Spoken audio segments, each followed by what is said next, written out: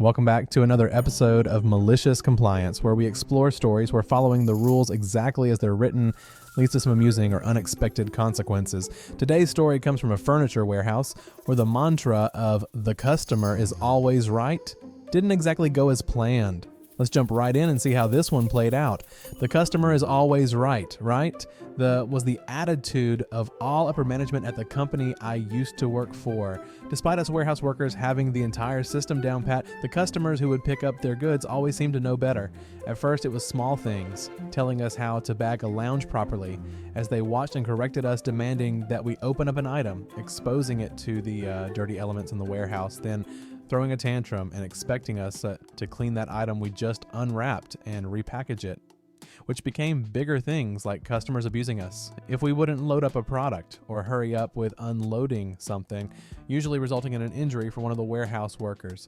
Naturally, I would always try and reason with customers, which would result in customer complaints, which resulted in the area manager realizing on a company-wide email detailed that in every scenario we could imagine, we had to do what the customer said, especially when it came to picking up their goods at either a store or warehouse. The email finished with a morale-boosting statement that if any feedback or complaints against a worker involving correcting or contradicting a customer made its way to the AM, that worker would be written up with an official warning.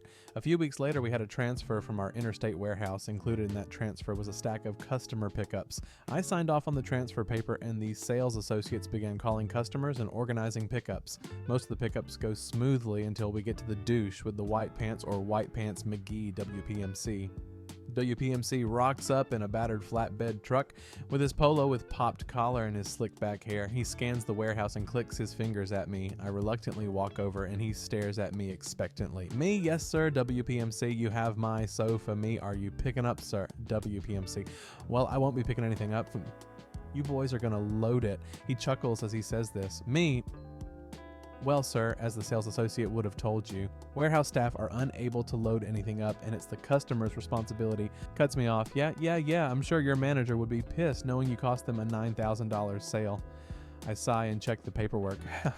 This guy has a 4-seater sofa bed, heavy, cumbersome, and will definitely be too big for the vehicle he selected. WPMC sees me checking the paperwork and smirks. WPMC, just do what I say and it'll be easier for all of you. Me, and what would you like us to do? WPMC, load it up and I'll take it from there.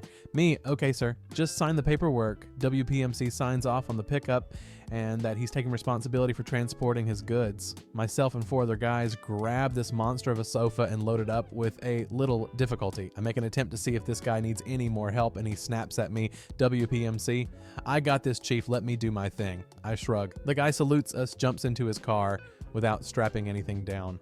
I go to stop him and offer him some straps, but he slams the car into drive and begins driving at breakneck speed towards the exit area and towards the main road. Me and the boys watch, holding our breath as the jackass takes a turn at full speed. The sofa kicks up a bit, slams into the side of the truck. WPMC slams on the brakes as he nears the main road. The sofa kicks up, hits the roof of the truck, and flips off, hitting the gravel road hard. The warehouse erupts in laughter as a sales associate rushes out to see what the commotion was. A few minutes later, the AM is on the phone wanting to know what happened. I politely explain that the customer asked us to load up and only load up, and that he was happy to take care of the sofa once it was in the back of his truck. There was a pause, and I also happily pointed out that I could bring the signed off, completed customer pickup form to the AM's office. Another long pause, and the AM said, "Don't bother in the end." The sofa was damaged and there were no repercussions as we did exactly what the customer instructed us to do. Now let's see what people in the comments had to say about this situation. User Will Exterminator. This was fun to read. Never gets old to see this instant karma for being a dick with people that know their job. User Used Dashwarts. It's like the time I bought a fridge and the manufacturer's measurements were wrong. It should have fit through my doors, but the delivery guy said it wouldn't and explained why. I argued with him for a minute and he said, well, this happens a few times a month, and once I take it out of the box, it's harder to return. He even told me which brand of the style I wanted would fit through my doors. I immediately realized I should listen to him and save both of us a lot of hassle. User, Mischief Maker OMG. A 4-seat sofa bed would be unbelievably heavy. The company I worked for stopped carrying sofa beds, period. Because they're so heavy, also uncomfortable, and once the frames get damaged, a PETA. And the largest we carried were 3-seaters. I guess WPMC hadn't learned about inertia either. User Nutsor. My friend was working in a decent restaurant and a guy snapped his fingers at her. She mentioned it to her boss, who asked the guy to leave. So what's the takeaway here? Sometimes following the rules exactly as the customer asks can backfire in the best possible way. Thanks for tuning in to this episode of Malicious Compliance. If you enjoyed the story, hit that like button, share your thoughts in the comments, and subscribe for more. Until next time, remember, listening to the experts can save you from a world of trouble.